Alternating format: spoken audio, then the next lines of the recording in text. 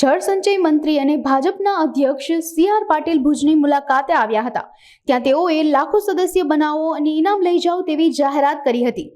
10 લાખ સદસ્ય બનાવવા લક્ષ્યાંક આપ્યો હતો। તેમજ સાંસદ વિનોદ ચાવડાના નૂતન કાર્યાલય સાંસદ સંપર્ક સદનનું સી.આર. પાટીલના હસ્તે લોકાર્પણ કરવામાં આવ્યું હતું।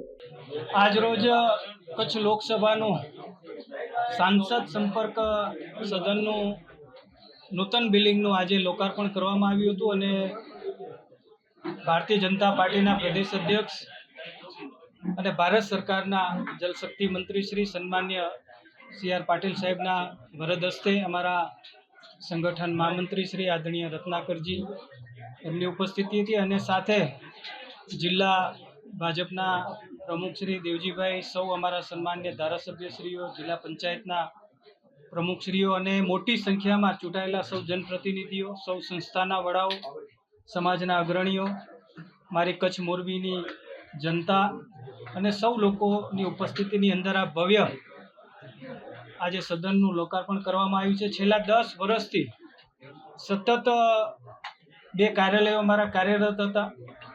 પહેલા ટર્મનું કાર્યાલય પણ ચાલુ હતું, નાનું પડતા બીજા ટર્મમાં મોટું કાર્યાલય બનાવ્યું હતું અને હવે જરૂર પડતા ટેકનોલોજીનો ઉપયોગ અને સાથે સાથે અનેક ચેમ્બરો સાથે લોકો મળવા માટે આવે છે, પ્રશ્નો લઈને આવે છે, એની સુવિધામાં વધારો થાય એ પ્રકારની સુવિધાઓ તમામ લઈ કરીને આજે ભવ્ય સદનનું લોકાર્પણ કરવામાં આવ્યું છે। આ એક કાર્યાલય છે પણ સાથે સાથે સાંસદ સંપર્ક સદન એક ઘર નામ આપવામાં આવ્યું છે અને સમગ્ર કચ્છની જનતા મારો પરિવાર છે અને આ સદનના માધ્યમથી આપણે સુખ દુઃખની વાતો અને વિકાસના કાર્યો કરી શકીએ। ટેકનોલોજીનો ઉપયોગ છે, આપ જોઈ રહ્યા છો LED લગાવવામાં આવી છે, આજે વીજળી માટે આજે સોલાર લગાવવામાં આવી છે, રેઇન વોટર હાર્વેસ્ટિંગ દ્વારા વરસાદનું પાણી પીવા માટેની વ્યવસ્થા ઊભી કરવામાં આવી છે।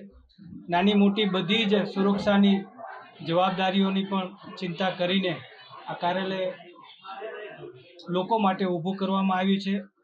મારા સહયોગીઓ સતત એ આ કાર્યાલયના માધ્યમથી સેવામાં અવિરત ચાલુ રહેતા હોય છે, કાર્ય માટે કામ કરતા હોય છે અને આજે આ કાર્યાલયનું આ સદનનું આજે લોકાર્પણ કરવામાં આવ્યું। મને જે 10 વર્ષમાં જે મોમેન્ટો અને જે સન્માન મળ્યું છે એ બધું એકત્ર કરીને એક સાંસદ સન્માન સંગ્રહાલય અહીંયા ઊભું કરવામાં આવ્યું છે। 3000 જેટલા પુસ્તકો જે સન્માનમાં મળ્યા છે એની આજે અહીંયા કણે પુસ્તકાલયનું નિર્માણ કરવામાં આવ્યું છે। આવી બધી જ કાળજીઓનો સમાવેશ લઈ કરી અને આજે આ સદન આ કાર્યાલય ઊભું કરવામાં આવ્યું છે ત્યારે હું મારી કચ્છ મોરબીની જનતા મતદારોનો આભાર માનું છું અને એને અભિનંદન કરું છું। અને સાથે સાથે જ્યારે આજે જલશક્તિ મંત્રી શ્રી ભારત સરકાર અને પ્રદેશ અધ્યક્ષ શ્રી સી.આર. પાટીલ સાહેબ આવ્યા ત્યારે હંમેશા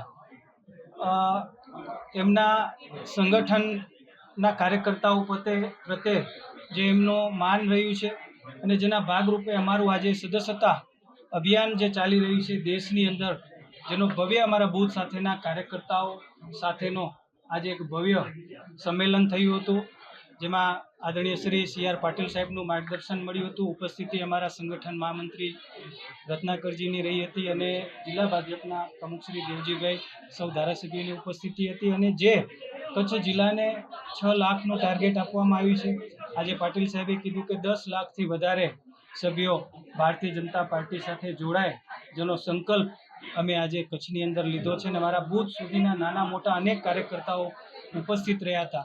સાથે સાથે દેશના વડાપ્રધાન શ્રી નરેન્દ્ર મોદી સાહેબ કે 10 વર્ષની અંદર એમની પ્રેરણા મળતી હોય સ્વચ્છતાના કાર્યો કરવા માટે, પાણી બચાવવા માટે, વૃક્ષારોપણ માટે અનેક જ્યારે આપણને માર્ગદર્શન આપતા હોય, જેના ભાગરૂપે કચ્છની અંદર પણ પાણી બચાવવાના કાર્યક્રમો થાય અને જે પડતર કૂવાઓ અને બોર હતા છેલ્લા 3 વર્ષની અંદર 1000થી વધારે આવા કૂવા અને બોર રિચાર્જ કરવાનું કામ અમારા સૌ કાર્યકર્તાઓ, સૌ આગેવાનો, સૌ સરપંચો આદરણીય શ્રી સી.આર. પાટીલ સાહેબનું માર્ગદર્શન, મુખ્યમંત્રી શ્રી ભૂપેન્દ્રભાઈ પટેલ સાહેબનું માર્ગદર્શન અને આદરણીય શ્રી નરેન્દ્ર મોદી સાહેબની પ્રેરણાથી આજે કચ્છની અંદર પણ 1000થી વધારે બોર અને કૂવા રિચાર્જ કર્યા છે, 50 જેટલા ગામોને આવરી લીધા છે। આવા આજે સૌ ખેડૂતોનું સન્માન પણ કર્યું હતું અને સાથે સાથે સુમરાસર મધ્યે જે આ આજુબાજુના સૌ ગામો સુમરાસર, ઢોરી, નોખાણીયા, કુનરિયા બધા જ ખેડૂતો જે આ બોર રિચાર્જનું કામ કરી રહ્યા છે, સ્થળ વિઝિટ આપણા ભારત સરકારના જળશક્તિ મંત્રી શ્રી પાટીલ સાહેબે કરી હતી અને સૌ ખેડૂતોને ત્યાં સન્માનિત પણ કર્યા હતા અને એમને અભિનંદન પણ આપ્યું હતું.